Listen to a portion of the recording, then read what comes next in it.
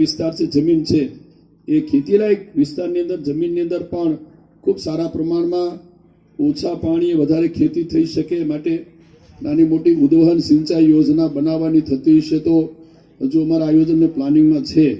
હમણાં અહીંથી અમારા મુખ્ય ઇજનેરે પણ વાત કરી હતી એમ પહાડી વિસ્તારોની અંદર પણ ક્યાંક હજુ પણ ઉદ્વહન યોજના બની શકતી હોય તો એવા અમારા પ્રયત્નો છે. અને આવતા દિવસોમાં આ ડાંગ જિલ્લાને પણ એવું ન લાગે કે મેં આપને કહ્યું ને કે સૌરાષ્ટ્રમાં, મધ્ય ગુજરાતમાં, ઉત્તર ગુજરાતની અંદર આવી યોજનાઓ જે બની રહી છે પ્રયત્ન કરશું.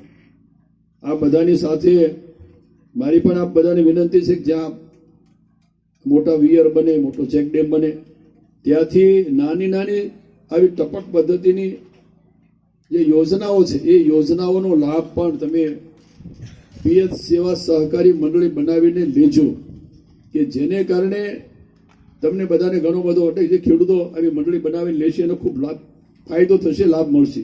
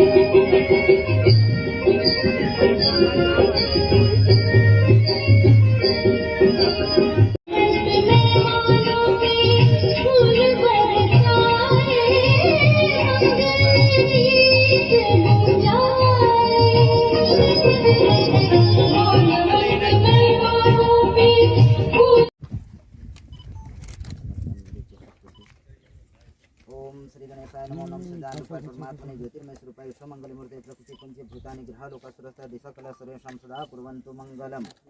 ओम विघ्नेश्वराय वरदासुरप्रियाय लंबोदराय शुक्लाय जगत्कानागानासुते गणेशाय गुरुष्ठाय गणनाथ नमो नमस्ते.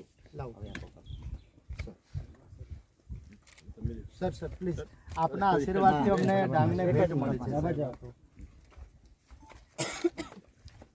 ભારત માતા કી જય.